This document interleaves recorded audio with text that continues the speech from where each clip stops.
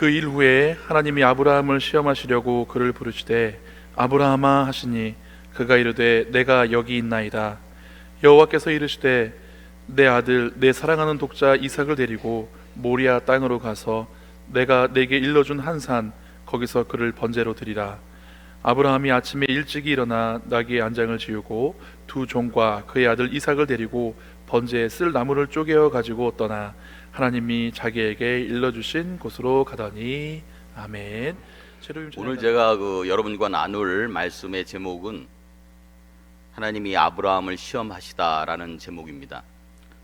그 본문 말씀은 너무도 유명하기 때문에 또 너무 많이 설교됐고 모르시는 분이 없으실 겁니다.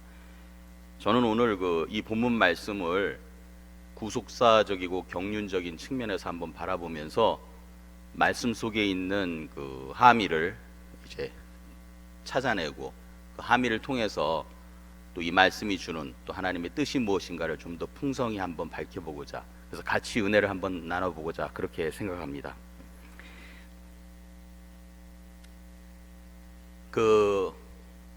이 본문의 내용을 간단하게 정리하면 이제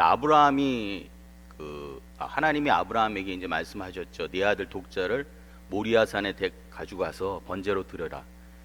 아브라함이 말씀에 순종해서 이삭을 데리고 모리아산에 올라가서 제물로 번제로 바치기 위해서 잡으려고 합니다. 그때 하나님께서 이제 아브라함을 말리시죠. 그래서 네가 아들을 죽일 정도로 나를 경외하는지를 내가 알겠다. 그러면서 이제 아들을 죽이는 것, 이삭 죽이는 것을 멈추게 하시고 옆에 그 수풀에 걸려 있는 수양을 보여주시고, 그래서 이제 수양으로 번제를 드리게 하시고, 아브라함은 하나님께 여호와 이레, 하나님께서 준비하셨다 이런 고백을 하게 되고, 그 다음에 이제 하나님께서는 네가 이렇게 순종을 했기 때문에 내 자식이 굉장히 별과 같이 번창하리라 하는 약속을 주시는 그런 걸로 진행이 됩니다. 이 말씀을 통해서 이제 우리들은 보통 이 세상에서 하나님을 가장 사랑해야 된다, 또는 아브라함의 순종을 배우자, 또 아브라함의 믿음을 우리가 본받자, 이런 것으로서 이제 많이 해석이 되는데, 저는 이제 오늘 말씀드린 대로 구속사적이고 경륜적인 측면에서 이 사건을 한번 바라보려고 합니다. 하나님이 왜 아브라함을 시험을 하셨을까요? 그냥 잘 있는 아브라함 심심하니까 야 일로 와봐, 한번 너 믿음이 좀 괜찮은 것 같아, 요즘 좀 이상한 것 같아, 한번 이렇게 푹 찔러 보신 건가요? 하나님이 아브라함을 왜 시험을 하셨을까? 구속사적으로 저는 볼 때에 하나님의 약속 때문에 그렇습니다. 하나님은 아브라함에게 약속을 하셨어요. 갈대아 우르에서 부르면서 내가 복의 근원이 될 것이다 라고 약속을 하셨죠. 그래서 너를 축복하는 자를 내가 복 줄 것이고 너를 저주하는 자를 내가 저주할 것이다, 이런 약속을 주셨어요. 또 그 다음에 너를 통해서 난 자식이 하늘의 별과 같이 많아질 것이다라는 약속도 주셨고요. 세 번째는 그 자식들이 내가 준 이 땅, 가나안 땅을 유업으로 얻을 것이다, 이런 약속까지 주셨어요. 자, 하나님은 이런 약속을 아브라함에게 주셨는데 과연 아브라함이 그 약속을 수용할 수 있는 그런 그릇이 지금 현재 되어 있을까? 그런 이 정도의 믿음을 가진 사람으로 커졌을까? 자격이 있을까를 하나님은 알고 싶었던 거예요. 그래서 이 시험을 통해서 과연 아브라함이 내가 약속한 그 약속을 받아들일 만한, 수용할 만한 그릇이었는가를 알기 위해서 하나님은 이 시험을 하시는 것이죠. 만약 아브라함이 이 시험을 통과하지 못했다면 어떻게 됐을까요? 얘는 뭐 안 되는 애 같아, 내가 잘못 찍었나 봐, 버려버리고 다른 사람을 택했을까요? 그렇지 않습니다. 하나님께서는 실수가 없으신 분이잖아요. 그래서 만약 아브라함이 이 시험에서 만약입니다, 실패했다면 하나님은 다시 아브라함을 그 자리에 쓸 수 있게끔 또 만들어 가셨겠죠. 자, 아무튼 아브라함을 시험하신 그 목적은 이런 식으로 아브라함이 믿음의 근원이, 그러니까 복의 근원이 되고 내가 이제 너를 통해서 많은 자손을 줄 텐데 그 자손이 이제 자손의 아비가 되고 또 별과 같이 많아지고 가나안 땅을 줄 것이며, 바울은 또 나중에 이런 얘기를 합니다. 아브라함이 믿음의 조상이 될 것이다. 바로 우리 믿는 사람들의 조상이 되기 위해서 그렇게 선택받은 사람이기 때문에 그 그릇이 되어야 됐던 것이죠. 그러면 이 시험의 그 기준이 어떻게 됩니까? 커트라인. 그러니까 이 시험을 붙냐 떨어지냐 당락을 결정하는 기준은 뭘까요? 오늘 본문 22장 12절에 보면 사자가 이르시되 그의 아이에게 손을 대지 마라. 그에게 아무 일도 하지 말라. 내가 네 아들 내 독자까지도 내게 아끼지 아니하였으니 내가 이제야 내가 하나님을 경외하는 줄을 아노라. 이 당락의 기준은요, 이삭을 번제로 바치는가 안 바치는가가 아니에요. 이 당락의 기준은 하나님을 경외하는가 경외하지 않는가입니다. 이게 무슨 뜻이냐면 하나님을 경외하는 자가 하나님의 말씀에 순종해서 이삭을 바치게 된다는 거죠. 그러니까 경외의 결과가 이삭을 드림의 열매로 나타나는 거지, 이삭을 드리는 것을 통해서 경외함이 드러나는 게 아니라는 거죠. 이게 맞습니다. 혹자는 그렇게 얘기하실 수 있어요. 에이, 뭔 소리야. 이삭을 드렸잖아. 그러니까 그렇게 드렸던 것이 곧 하나님을 경외하는 것을 나타내는 표야. 이렇게 얘기할 수 있지만 성경은 보통 그렇게 얘기하지 않습니다. 성경은요, 행위가 믿음을 이끈다고 얘기하지 않아요. 믿음이 행위를 이끕니다. 예, 고린도전서 13장에 그러죠. 네가 내 몸을 불사르게 내어줄지라도 사랑이 없으면 아무 유익이 없느니라 그러죠. 그죠? 불살랐어요. 그런데 유익이 없답니다. 왜? 사랑이 없기 때문에. 그러니까 사랑이 먼저 있어야 그런 희생이, 예를 들자면 불사르는 희생이 있을지라도 그것이 유익이 되는 거죠. 그죠? 그래서 항상 성경은 믿음이 행위를 이끌지 행위가 믿음을 이끌지 않습니다. 곧 아브라함이 이삭을 바친 행위가 그것이 내가 하나님을 사랑하는 경외의 표라는, 그렇게 이끌어지는 것이 아니고, 하나님을 경외했던 아브라함이 그 경외한 것이 격발되어서 말씀에 순종하고자 이삭을 바친 행위가 뒤따르는 거죠. 그죠? 항상 이것을 우리가 잘 명심해야 됩니다. 이것이 헷갈리면 어떻게 되느냐? 우리가 이게 공로주의에 빠질 수가 있어요. 이게 참 쉽거든요. 왜냐하면 우리가 구원받았는지 이게 믿음에 의해서 좌우된다고 하는데 내가 믿음이 있는지 없는지가 잘 안 보여요. 그래서 사람들이 이 믿음을 어디에서 확신을 갖고자 하냐면 하나님의 말씀이나 이런 것들이 아니고 자기의 행위에서 가지려는 수가 많아요. 나 새벽기도 잘 참석하니까, 예배 빠지지 않으니까, 헌금 잘하니까, 11조 꼬박꼬박 내니까, 이런 행동이 내가 믿음을 갖고 있다는 것에 대한 보장으로 착각하기 쉽고 그렇게 하기가 쉬워요. 그게 아주 쉽거든요. 그게 자기도 편하고. 그러나 결코 그렇지 않습니다. 성경은 그렇게 얘기하지 않아요. 성경은 항상 믿음이 행함을 이끈다. 만약 여러분이요, 그렇잖아요. 뻔하잖아요. 너무 간단하잖아요. 여러분, 자식을 하나님께 다 바치더라도요, 하나님 경외하지 않을 수 있습니다. 그렇죠? 바친다고 다 경외할까요? 겉으로는 바치면서도요, 하나님 경외하지 않는 사람 있을 수 있어요. 예. 그러나 그가 진심으로 하나님을 경외했다면, 그래서 하나님을 위해서 뭐든지 다 순종할 수 있다면 그 행동으로 그런 아들을 바치는 행위까지도 격발될 수 있는 거죠. 그죠? 예, 그래서 우리는 분명히 알아야 됩니다. 기준이 뭐다? 하나님을 경외하는지 안 하는지, 이게 기준이었다. 바로 이런 기준을 달성할 수 있어야 아브라함은 하나님이 주시는 믿음, 아까 약속들 있죠. 그런 약속들을 다 수용할 만한 자세가 되는 거예요. 모든 말씀을 다 따라서 순종할 수 있는 사람이 되는 거죠. 자, 이렇게 구속자적인 측면에서 하나님이 왜 아브라함을 시험했는가, 그 기준이 무엇인가를 한번 살펴봤어요.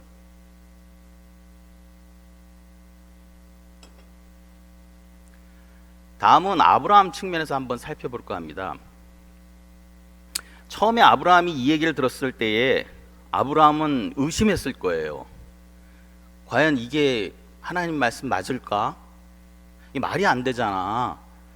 이삭은 하나님께서 주신 그런 약속의 자녀이고, 이 이삭을 통해서 별과 같이 자손이 많아질 것이며 이 자손이 가나안 땅을 얻을 것이라고 하나님이 말씀을 하셨는데, 이 모든 약속의 시발점인 이삭을 죽여버린다면 과연 어떻게 별과 같이 많은 자손이 있을 수 있으며 어떻게 이 가나안 땅을 차지할 수 있을까? 이거는 잘못된 것일 거야. 하나님이 잘못 얘기했을 리는 없고 내가 잘못 들었을 것이야 라고 의심했겠죠. 그런데 얼마 후에 이 말씀이 정확하다, 맞아, 이 아들 바치라는 거야, 이게 됐을 때에 아브라함 어땠을까요?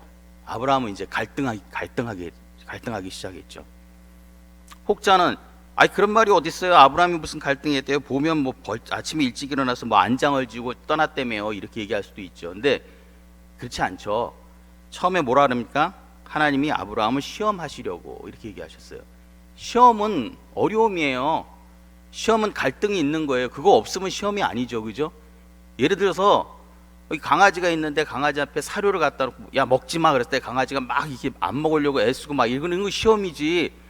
강아지한테 뭐 나사못이나 뭐 이런 거 앞에다 갖다 놓고 먹지 마 그러면 걔가 뭐 거들떠나 보겠어요? 그게 무슨 시험이에요? 하나도 시험 안 되죠. 예.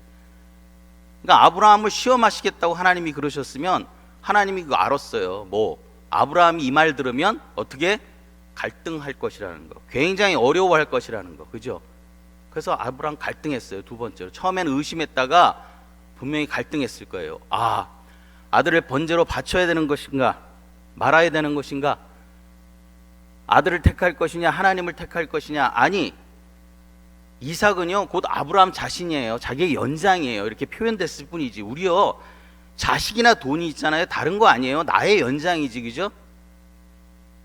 나예요. 그냥 그게 뭐 그거 뭐 돈이고 뭐 자식이면 마치 뭐 한 단계 건너간 것처럼 얘기하시는데, 여러분 신앙생활에 있어서 돈과 자식은요 다 여러분이에요. 그러니까 나를 바칠 것이냐 내 중심이냐 하나님이냐 갈등했겠죠, 그죠? 예, 갈등했습니다. 근데 참 여러분 이상하지 않아요? 옛날 아브라함 같으면요 갈등 안 해요. 아브라함 원래 이런 사람 아니거든요. 아브라함 처음에 불렀을 때 하나님이 가나안 땅으로 불러들였을 때 아브라함 왔다가 그 땅에 기근이 드니까 어땠습니까? 자기 먹고 살려고 애굽으로 그냥 바로 내려가요. 내려가면서 어떡하죠? 사례를 자기 누이라고 속이죠. 왜? 죽을까 봐.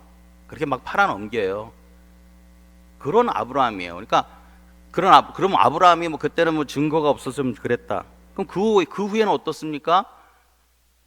나중에도 그런 일을 벌여요. 하나님이 나타나서 사라를 통해서 이삭을 낳을 것이다라고 예언까지 하셨는데 그 말씀을 듣고도 이번에는 어디로 갑니까? 블레셋 사람이 있는 그랄로 내려가잖아요. 거기 가면서도 또 그래요. 자기 아내를 갖다 누이라고 속이죠, 그죠? 이렇게 아브라함의 믿음은 흔들리는 갈대예요.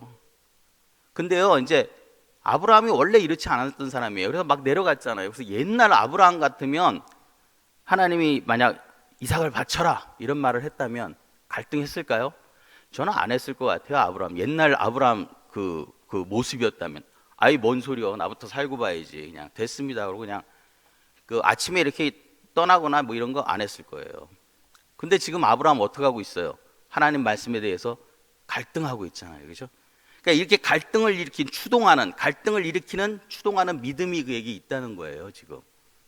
그래서 아브라함이 오늘 우리가 이 시험을 했을 때에 아브라함이 갈등을 하고 있다는 것은 곧 아브라함의 무엇이 있다? 믿음이 있다 하고 우리는 바라볼 수 있어요. 만약 여러분들에게도요 하나님 말씀에 대해서 갈등하십니까? 그러면 기쁘게 여기세요. 여러분 마음속에 믿음이 있는 거예요. 예.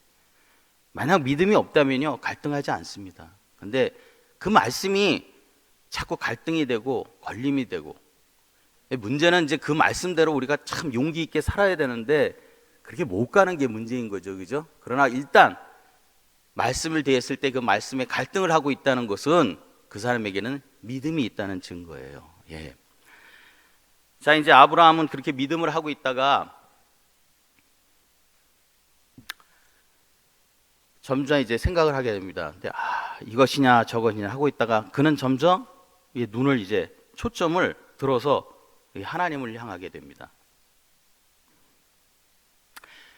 베드로와 요한이 성전 미문에 들어갈 때 나면서부터 걷지 못하는 사람이 앉아서 구걸을 하고 있었잖아요, 거기에. 근데 베드로와 요한이 그 사람에게 얘기합니다. 야, 여보세요. 눈을 들어서 그 적선통 보지 말고 나를 좀 보십시오. 이게 무슨 말이에요? 거기 땡 떨어지는 그 돈, 그거 보지 말고 그 돈을 주는 사람을 보라는 얘기죠. 그죠? 그 현실을 보지 말고 그 현실을 뒤에서 움직이는 근원을 보라는 얘기예요. 그죠? 여러분이 세상에 살면서 너무 바빠서 근데 몰입이 돼갖고 세상에 막 휩쓸려서 할 때 거기에 눈을 들어서 어디를 보라? 이 문제를 섭리하시고 작정하시고 하는 하나님을 보라는 거 아니에요. 그랬을 때 어떻게 됐어요? 나를 보라. 봤더니 내게 있는 것을 내게 주노니 예수의 이름으로 일어나 걸어라 했을 때 그가 걸었지 않습니까? 그죠? 예. 적선통만 보고 있었으면, 땡그랑 떨어지는 적선통만 보고 있었으면 하루는 살았겠죠. 그 돈 가지고. 그러나 그게 중요한 게 아니죠. 기독교는 항상 뭘 얘기합니까? 넘어 앞에 있는 전경이 아니라 후경, 현상이 아니라 그 진리를 보라고 얘기하잖아요. 그것을 섭리하시는 하나님을 보라고 하잖아요. 이제 아브라함이 이것이냐 저것이냐 이 문제에 몰입돼 있다가 점차 눈을 들어서 그 너머를 보게 되는 거죠. 지금 그래 하나님을 보게 됩니다. 그래서 아브라함은 깨닫게 돼요. 아, 이 문제가 지금 이 시험의 문제는 아브라함을 바치느냐 안 바치느냐 이게 핵심이 아니구나.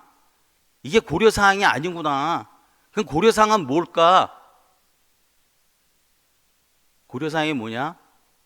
아브라함의 믿음을 한 단계 더 높여주려는 그런 시험이었단 말이에요. 그걸 깨달았어요. 여러분, 시험과 유혹의 차이는 잘 아시잖아요. 그죠?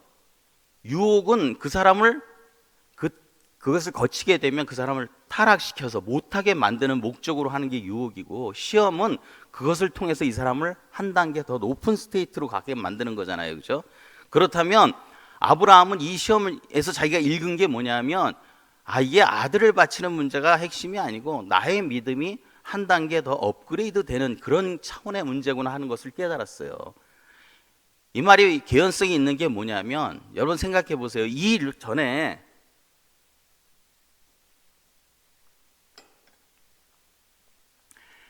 만약 이 시험이 핵심이 아들을 바치냐 마느냐, 그래서 네가 나를 진실로 사랑하느냐 안 사랑하느냐를 알고자 하는 문제였다면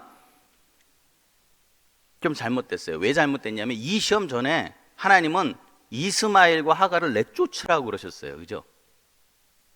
이스마엘이 어떤 사람입니까? 비록 우리는요 지금 이스마엘과 이삭을 뒤에서 보니까 그는 율법의 대표고 이삭은 씨의 아들이고 복음이고 이걸 뒤에서 지금 다 해석한 대로 보니까 지금 그러지만, 그 당시 닥쳤던 아브라함을 한번 보세요. 아브라함은 지금 이삭이 13살 때 내쫓임을 당하는데, 태어났을 때 비록 서자지만 자기 씨예요. 자기 아들이라고요. 어렸을 때 생글생글 웃으면서 자기가 그렇게 귀하게 키웠던 아들이라고요. 거기다 벌써 12살이 됐을 때는 어느 정도 이제 자기가 기댈 만하기도 한 아들이란 말이에요. 그런 아들을 내보내라 그랬다니까는요. 그러니까 비록 이삭을 번제로 드리는 거와는 좀 틀리지만 거의 비슷한 거예요. 왜? 보내면 이제 영원히 보지 못하잖아요. 그죠? 그렇게 띄워버리라고 명령했을 때 아브라함이 어떻게 했어요? 보냅니다. 그죠? 하나님의 명령에 따라 보냈다고요. 그냥 지금 생각하듯이 그래요? 이렇게 보낸 게 아니고요. 정말 살을 하나 자르듯이 그렇게 아픈 마음을 가지고 보냈을 거예요. 그렇다면 아브라함이 또 생각했을 거예요. 아니, 이전에 이스마엘을 내보내는 시험을 하셔서 나를 그렇게 했는데 또다시 이런 걸 반복하셔서 나한테 이런 시험을 하실까? 그건 아니라고 생각했던 것 같아요. 저는 굉장히 개연성이 있다고 생각합니다. 그래서 아브라함은 그런 시험 이후에 또 이거 시험이 되는 것이고, 그 다음에 이가 눈을 들어서 하나님을 봤을 때에 이것에는 다른 뜻이 있구나. 그것이 뭐다? 나의 믿음을 한 단계 업그레이드 시키는 것이 바로 이 시험의 목적이구나 하는 것을 깨달았을 거예요. 그러면 이 믿음의 한 단계 업그레이드 되는 게 뭡니까? 이게 믿음이 양쪽으로 막 늘어나는 거예요. 예를 들면 오늘 한 2개만 믿었는데 3개 믿고 4개 믿고 5개, 10개, 100개 믿는 이런 믿음이 말합니까? 그런 게 아니고요. 이 믿음이 업그레이드 된다는 것은 어린아이의 신앙에서 장성한 자의 신앙으로 바뀌는 거예요. 에베소서에 말하는 것처럼. 예. 성경은 우리에게 그렇게 얘기합니다. 너희들이 믿는 것과 아는 것에 장성한 자의 분량까지 자라라라고 얘기해요. 그죠? 지금 아브라함에게 하나님이 원하는 것은 너는 이제 어린아이의 신앙을 버리고 장성한 자의 신앙으로 가라. 나는 네가 이 장성한 자의 신앙이 됐으면 좋겠다 하시는 거예요. 양적 증가가 아니고 믿음의 질적 변화를 얘기하는 거예요, 지금. 예? 마치 이렇게 비유할 수 있어요. 이스라엘 백성들이 출애굽을 했잖아요. 그래갖고 지금 홍해 앞에 와 있단 말이에요. 홍해 이쪽은 애굽에 속한 땅이고 홍해를 건너 저쪽은 가나안 땅에 속한 땅이에요. 지금 이쪽은 어떤 땅입니까? 상식과 경험이 있는 땅이에요. 저쪽 땅은 어떻습니까?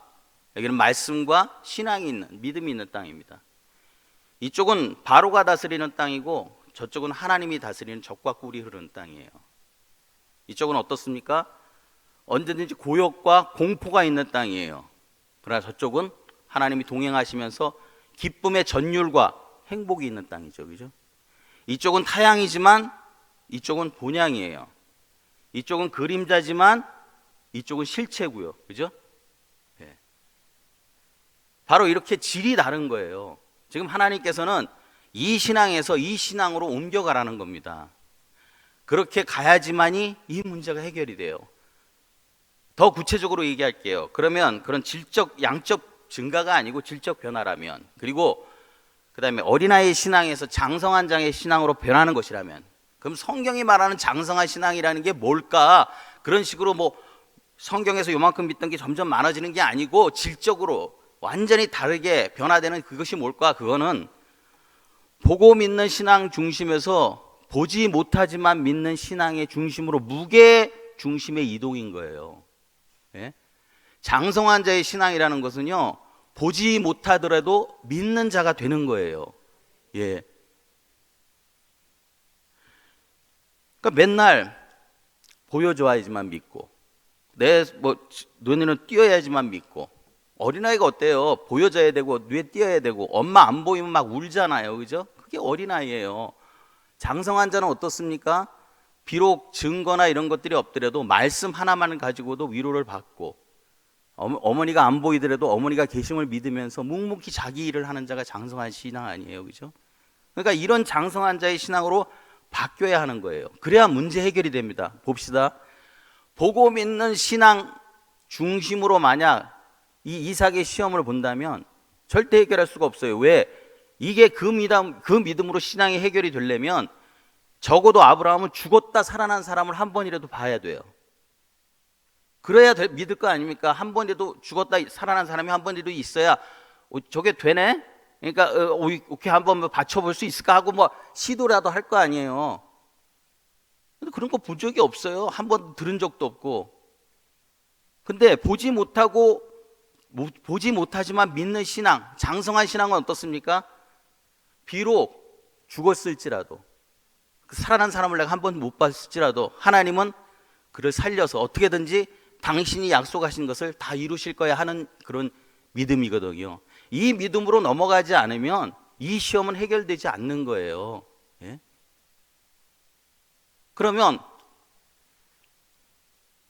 이것들, 그러니까 성경에 뭐라 그러죠? 도마가 예수님 부활했을 때 그 자리에 없었어요. 그래서 믿지 못하겠다 그랬잖아요. 그죠? 그때 예수님이 다시 나타나셔서 그거 내 여기 넣어보고 여기 넣어봐라. 그리고 보고 믿는 자, 그러니까 믿음이 없는 자가 되지 말고 믿는 자가 되라 얘기했잖아요. 그죠? 그 다음에 또 성경은 뭐라 그럽니까? 여러분이 잘하는 믿음, 바라는 것들의 실상이요 보지 못하는 것들의 증거라는 히브리서 11장의 말씀, 그게 뭐라는 거예요? 바라는 것들의 실상, 보지 못하는 것들의 증거, 이게 다 어디를 가리켜요? 이쪽을 가리키잖아요. 그죠? 있는 거, 여기 있는 거 뻔한 거 보고 더 확실시하고 뭐 다지고 가는 믿음이 아니고, 보지 못하지만 그것이 있고 바라는 것이고, 그죠? 이쪽을 가리키잖아요. 보고 믿는 신앙이 아니고 보지 못하지만 믿어라라고는 예수님의 말씀도 여기를 가리키잖아요. 그러니까 이쪽으로 넘어가는 시장이 되게끔 하나님은 아브라함에게 시험을 하신 것이고, 아브라함은 이것이 지금 하나님이 나에게 시험하고 있는 것이다라는 것을 알았단 말이에요. 그죠? 예. 그러면 어떻게 넘어갑니까? 여기서 일로 지금 어린아이의 신앙에서 장성한 신앙으로 보고 믿는 신앙 중심에서, 지금까지는 계속 그런 게 보여져야 믿었던 것이 확신이 되던 신앙에서 그렇지 않으더라도 보이지 않더라도 믿는 믿음으로 넘어가야 될 거 아니에요. 그게 홍해를 건너낸 거 아닙니까? 그걸 어떻게 넘어갔어요? 모세는 어떻게 넘어갔죠? 모세는 하나님께서 팔을 뻗어라, 뻗었잖아요, 그죠? 그러니까 홍해가 갈렸어요. 근데 어떻게 팔을 뻗었어요, 모세가? 왜 뻗었어요, 그가 바로 바로 앞에서 10가지 재앙을 하면서 하나님의 능력을 체험했잖아요. 그 체험이 그로 하여금 팔을 뻗게 했지 않습니까? 그럼 아브라함은 지금 이 명령은 뭐냐면 그 아들을 잡는 거예요. 쉽게 말하면 어떻게 일로 넘어가 아들을 죽일 것이라고 결심을 했냐는 거죠, 그죠? 그것이 어떻게? 그게 바로 그의 생애에 순간순간 나타나셔서 이렇게 아브라함을 이끌어 오신 하나님, 그죠? 아브라함이 계속 흔들리는 믿음을 가졌어도 그의 계시의 말씀을 보여주시고 그리고 차근차근 일어나가시는 그 하나님을 체험했기 때문에 그 순간 그에게 하나님의 경외함이 만들어진 거죠. 경외가 뭡니까? 여기서 두려운 마음이 아니고요, 그저 공포심이 아니고 하나님이 절대적으로 얼마나 큰가를 깨닫고 그것에 비해서 자기가 얼마나 작은지를 깨달아가지고 존경함과 경건한 두려움이 있는 상태를 말하는 거죠, 그죠? 드디어 하나님이 이런 분이시구나 하는 것을 확신히 깨달았을 때, 그 다음에 하나님은 이렇게 보지 못하고도 믿을 수 있게끔 하는 그 믿음을 주셨음을 자기가 깨달았을 때 비로소 아들을 죽이고 하나님 말씀에 순종하겠다는 결심을 했죠, 그죠? 그게 다음날 아침에 일찍이 일어나 떠났다는 거예요. 만약 아브라함이 그 갈등과 그 다음에 이런 믿음의 눈으로의 전환이 없었으면 다음날 일어나서 떠나지 않죠. 이미 22장의 이 시험은요 3절에서 끝났어요. 뒤에는 쭉 그냥 그것을 실행할 뿐이에요. 예. 그렇게 갔단 말이에요. 그 결국 어떻게 됐습니까? 아브라함은 이 모든 것들을 결국은 이제 깨달은 게 이게 이것이냐 저것이냐, 아들을 바치느냐 마냐, 이삭이 이 문제의 초점이 아니고 바로 내가 이 시험의 초점이구나. 그리고 나의 초점은 더 정확하게 얘기하면 나의 믿음을 한 단계 성숙시키는, 업그레이드 하는 거구나. 그게 뭐냐? 장성한 자의 믿음이 되는 거구나. 장성한 자의 믿음이라는 것은 곧 보지 못하지만 믿는 믿음으로 가는 것이구나.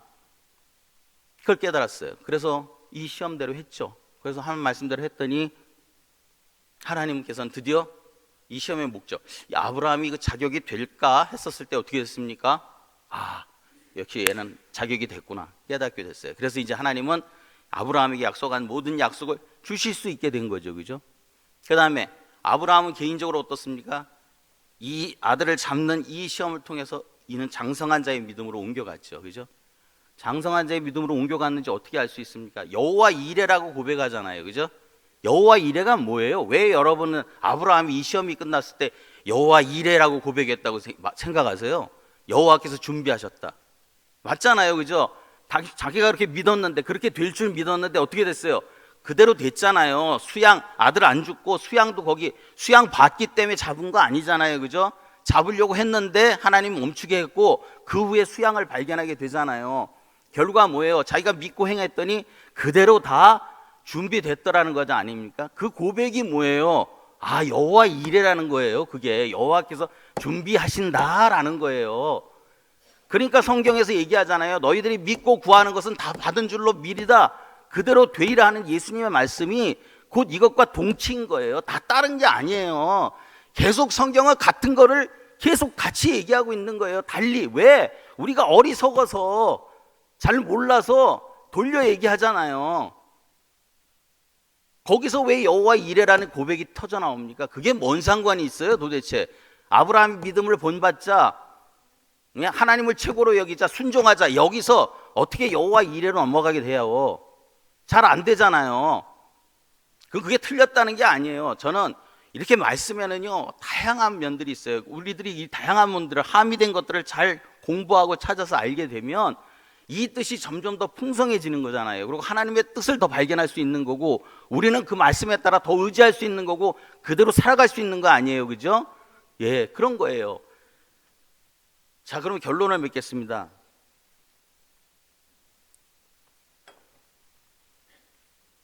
이 사건을 통해서 우리가 깨달아야 되고 배워야 될 게 뭘까요? 우리도 장성한 자의 믿음을 가져야 되겠다 하는 거죠, 그죠? 예. 그냥 뭐 우유 먹었는데 야, 그럼 맨 백우유만 먹을 수 있어? 초코우유도 먹고 바나나 우유도 먹고 딸기 우유도 먹고 이렇게 가는 게 아니고 이제 밥을 먹어야 된다는 거예요. 그죠? 밥을 먹어야 돼요. 제가 지난번 여러분과 말씀을 나누면서 얘기를 했어요. 의인의 길과 악인의 길이 이렇게 분명히 나눕니다. 이게 막 혼용돼 있다가 어떨 때는 의인의 길 됐다, 어떨 때는 악인의 길 되는 게 아니고 처음부터 의인의 길 가고 악인의 길 갑니다. 오리가 있고요, 백조의 길이 있습니다. 그렇게 말씀드렸잖아요. 근데 여러분 삶에서 그렇게 돼요? 어떨 때는 좀 잘 살 때는 막 백조 길 가는 것 같다가 좀 엉망치고 뭐 좀 잘못하면 막 갑자기 오리 됐다가 또 막 오리로 좀 살다가 이러면 안 되지 각성하면 또 백조로 갔다가 이쪽 저쪽 왔다리 갔다리 사는 것처럼 보이잖아요. 안 그래요? 안 그래요? 이 경험상으로는 우리는 그렇게 살잖아요. 그러니까 관념적으로 제가 말씀드린 건 그렇지만 우리가 경험적으로 더 정확하게 얘기하면 우리의 신앙생활은 어떻습니까? 그거는요, 이렇게 마치 연어와 같아요. 흐르는 물을 거슬러 올라가는 연어와 같단 말이에요. 그러니까 이게 세상 사람들은요, 이 흐르는 물에 자기를 맡겨서 이렇게 그냥 흘러가요. 그게 보통 얘기하는 대세예요. 그게 대세이고 그런 사람들은 그냥 편하게 살아가요. 힘들지 않잖아요. 흘러 떠내려가니까. 그러니까 이런 사람들은 가만히 있어도 돈이 벌리고, 그게 시편 73편 얘기 아니에요? 아삽이 얘기했던 거. 이런 사람은 가만히 있어도 돈 벌리고 아프지도 않아. 그 다음에 막 항상 자유스럽고, 그 다음에 막 죽을 때도 잘 죽어. 그러니까 이게 뭐야? 나는 맨날 거슬러 막 헤엄쳐서 노짓고 가는데 이게 다 헛거야. 나에게 유익이 없어. 내가 이 짓을 왜 하고 있어? 그래서 앉아버려. 나도 같이 흘려내려가. 그게 뭐예요? 우리가 그게 세속화예요. 우리 믿는 사람에게 세속화됐다는 얘기가 앉아버리는 거예요. 노업. 근데 노 앉으면 어때요?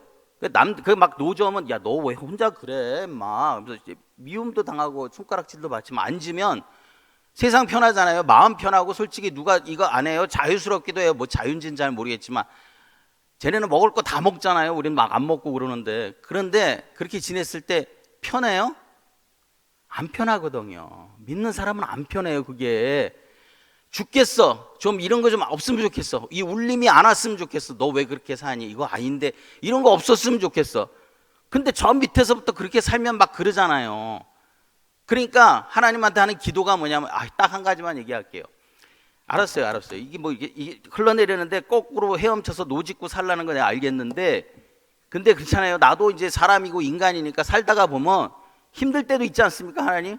그럼 막 내가 막 이게 안 하려고 막 그럴 때 갑자기 막 뻥 은혜, 뭐 기적 이런 거 한 번씩 뻥 터트려 주면 그렇지. 줘야지 하고 막 또 져서 갈 거 아니에요. 그러니까 가끔가다 한 번씩 터트려 줘요. 이게 뭐 그렇게 어려운 겁니까? 이거 아니에요, 솔직히? 아니, 이게 제일 진짜 현실적이고 우리가 바란다면, 저는 그랬어요. 저는 그래 뭐 사는데 뭐 잘 안 되는 것 같아. 그러면 그렇다고 막 아무렇게나 살 수도 없잖아요. 그러니까 딱 한 가지 바라는 건 아삽처럼, 뭐 저도 한 가지 소원이 있는데, 하나님 때마다 시마다 한 방씩 터트려 주십시오. 뭐 그래야 저도 힘을 얻고, 저도 인간인데 뭐 제가 뭐 신입니까? 뭐 갈 거 아닙니까? 했더니 그걸 안 해주셔, 하나님이. 여러분 처음 믿을 때는 뭐 기적 같은 것도 좀 있었잖아요. 여러분 처음 믿을 때 생각 안 나요? 막 버스를 놓쳤어. 막차 막 갔는데 이 시간에 막차 없어. 야, 이거 놓치면 큰일 나는데. 그래서 기도 막 해. 그랬더니 그날따라 막 차가 막 연착이 돼서 막 막차를 타고 올 때, 뭐 이런 기적들이 막 옛날 신앙 때는 많았다고. 근데 지금 여기 이제 수요예대 나오실 정도 되면 여러분 생활에 그렇게 기적이 막 옛날처럼 팡팡 일어납니까? 그럼 뭐 다 어디 간 거예요, 도대체 기적은? 그게 오늘 얘기거든요. 하나님이 얘기하시는 거. 나는 너희들이 그렇게 할 수 있는데 펑펑 그런 어린아이 신앙이 아니고 뭐 그런 거 없어도 그냥 말씀 믿고 끝까지 종말을 향해서 견인하면서 묵묵히 노저으면서 세상을 역행하면서 살아가는 그런 장성한 사람이 됐으면 좋겠어. 그런 사람이 돼야 돼요, 여기 있는 분들은. 왜냐하면 그것을 누군가 저왔기 때문에 지금까지 교회가 왔고요. 지금 여러분 청소년이나 애들이 지금 노젓는 거 아니잖아요, 그죠? 한번 이게 다 교회가 배라고 생각해 봐요. 여러분 지금 누가 노를 졌습니까? 이거를 적어도 안수 집사님 이상 되신 분들이, 장년 되신 분들이, 권사님, 장로님 포함해서 노 젓고 있는 거 아니에요? 그분들 옛날에는 그렇게 못 졌을 거 아니에요, 그죠? 그분들이 지나가면 또 우리 세대가 와서 짓는 거거든요. 그러니까 하나님은 그렇게 얘기하는 거예요. 너희들이 그런 장성한 믿음을 돼서 계속 노를 젖었으면 좋겠어. 그런 게 없더라도. 그래야 내 교회가 살고, 그래야 너희들이 키우는 애들도 커나갈 거야. 여러분 믿음을 어떻게 전수해 줍니까? 여러분 자녀가 그렇게 귀해. 믿음이 중요하다는 걸 알았어. 야, 믿음을 전수해 주게 되겠다. 어떻게 해요? 계좌이체 됩니까? 뭔 소리야? 듣고 나면은 뭐 깨달으면서 뭐 목사님이 여러분 믿음 전수해 줘야 됩니다 하면 어떻게 하는데요 도대체? 어떻게 합니까? 자기가 부모로서 그렇게 살아야 돼요. 그거 사는 거 보고 애들이 저게 믿음이구나 아는 거지, 뭐 무슨 계좌이체가 될 거예요, 뭐가 될 거예요? 되는 게 없잖아요. 중요하다고 하면 뭐예요? 그걸 하기 위해서 자기가 먼저 그렇게 돼야죠. 여러분들에게 강조합니다. 자, 우리가 이제 오늘 아브라함의 시험을 봤어요. 너무나 잘 아는 얘기인데 그 전에까지 했던 얘기들도 다 맞는 얘기고, 오늘 저는 좀 구속사와 이런 경륜의 측면에서 한번 들여다봤어요. 그리고 결론 내기를, 여러분 우리 다 같이 장성한 믿음의 분량이 있는 사람이 됩시다, 이런 얘기를 드렸어요. 예, 여러분 다 이런 식으로 하나님이 원하시는 장성한 분량의 믿음자가 돼서 하나님 기뻐하시고 그날까지 묵묵히 견인해서 구원을 온전히 이루는 여러분들이 되시기를 축원합니다. 기도하겠습니다. 사랑의 하나님 감사합니다. 오늘은 또 이렇게 당신의 말씀 속에서 또 이렇게 하나님께서 우리에게 원하시는 바가 무엇인지를 한번 살펴보았습니다. 우리에게 하나님께서는 장성한 자의 믿음의 분량이 되라 말씀하십니다. 저희들 부족합니다. 하나님 도와주시고 저희를 이끌어서 저희들이 장성한 분량이 되게 하시며 온전히 감당해서 하나님께 충성됐던 칭찬받는 그런 성도가 되게 만들어 주실 줄 믿고 예수 그리스도 이름 받들어 하나님 아버지께 감사기도 드리옵나이다. 아멘.